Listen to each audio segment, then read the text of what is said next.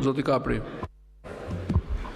Zoti Kryetar, të lutem shumë tërhiqu vëmendjen deputetëve dhe veçanërisht kryetarit të grupit parlamentar të maxhorancës që kur flitet në parlament të çohet në këmbë. Nuk është në konakun e vetë në Bërzesht të Librazhdit, por është në parlamentin e Shqipërisë. Dhe të respektoj parlamentin dhe të mos flasi ulur nga vendi. E kuptojmë që ka 20 vjet në këtë parlament dhe 13 vjet në pushtet, por minimalisht të ketë etikën ku flet në parlament.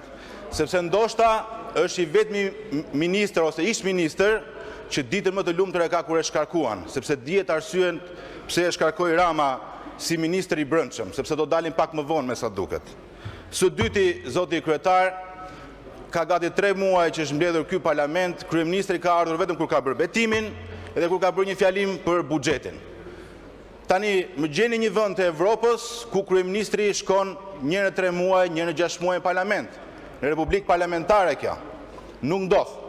Ashtu si nuk ka asnjë vend të Evropës kur një ministër ka një akuzë për korrupsion dhe kryeministri të mos ta shkarkojë. Ta pyesi veten kryeministri ku ka një vend në Evropë ku ka një akuzë për korrupsion për ministrat e tij dhe nuk e shkarkon ai. Këtu po përballemi me një puç kushtetues.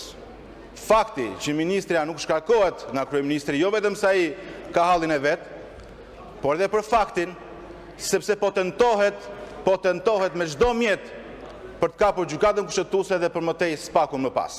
Edhe duke tentuar madje që të ulet edhe numri i deputetëve dhe për ndryshuar parlamentin, pse jo për ndryshuar edhe rregullat me institucionet e drejtësisë.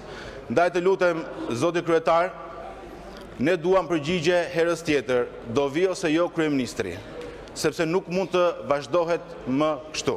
Faleminderit.